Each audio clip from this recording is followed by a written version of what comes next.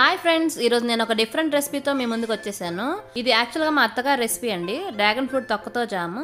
తొక్క ఏం తింటాము అని నేను కూడా ముందు షాక్ అయ్యానండి, ఇప్పుడు మీలాగే. బట్ నిజంగా టేస్ట్ చూసాక ఇది మామూలు జామ్ కి ఏమాత్రం టెక్స్చర్ లో గానీ టేస్ట్ లో గానీ తీసిపోదు అనిపించిందండి. ప్లస్ ఇంకా దాని న్యూట్రిషన్ తెలుసుకున్నాక ఇన్ని బెనిఫిట్స్ ఉన్నాయా డ్రాగన్ ఫ్రూట్ తొక్కకి అని అనిపించిందండి. అందులో vitamin C, B3, fibre, calcium, iron, antioxidants అన్ని పుష్కలంగా ఉన్నాయండి. బట్ ఈ తొక్కని మనం తినడానికి వాడే ముందు చాలా జాగ్రత్తగా కడుక్కోవాలండి, ఎందుకంటే కెమికల్స్ ఉండే ఛాన్సెస్ ఎక్కువగా ఉంటుంది.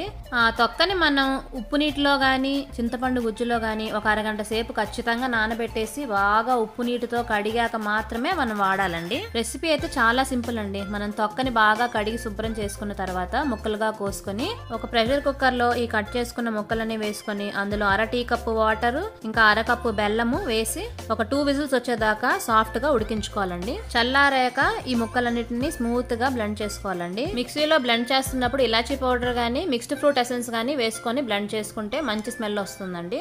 నేనైతే వీడియో తీస్తున్నప్పుడు ఇలాచీ పౌడర్ వేయడం మర్చిపోయానండి. బాగా పేస్ట్ అయిన తర్వాత వెంటనే కూడా తినేయవచ్చండి బ్రెడ్ కి అప్లై చేసుకొని. బట్ ఫ్రిడ్జ్ లో ఒక రోజు ఉంచిన తర్వాత తింటే దాని టెక్స్చర్ గానీ టేస్ట్ గానీ చాలా బాగుందండి. ఇది మేము చాలా సార్లు చేసుకొని తిన్నాం, పిల్లలకు కూడా బాగా నచ్చుతుందండి. ఇంకెందుకు ఆలస్యం, ఈ హెల్దీ జామ్ మీరు కూడా చేసుకొని ఎలా వచ్చిందో కామెంట్ లో చెప్పండి. వీడియో నచ్చినట్టయితే లైక్, షేర్ అండ్ సబ్స్క్రైబ్.